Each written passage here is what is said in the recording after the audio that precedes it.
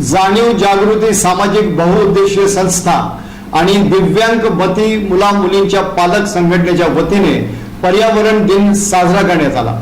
जाणीव जागृती बहुउद्देशीय आणि सामाजिक संस्था सोलापूर तसंच दिव्यांग मती मुला मुलींच्या पालक संघटनेच्या वतीनं जागतिक पर्यावरण दिन साजरा करण्यात आला। 5 जून रोजी साजरा करण्यात आलेल्या जागतिक पर्यावरण दिनाचं औचित्य साधून जाणीव जागृती संघटनेच्या वतीनं रविवारी 9 जून रोजी पाथरी येथील संस्थेच्या शेतजमिनीवर वृक्षारोपण कार्यक्रमाचं आयोजन करण्यात आलं होतं।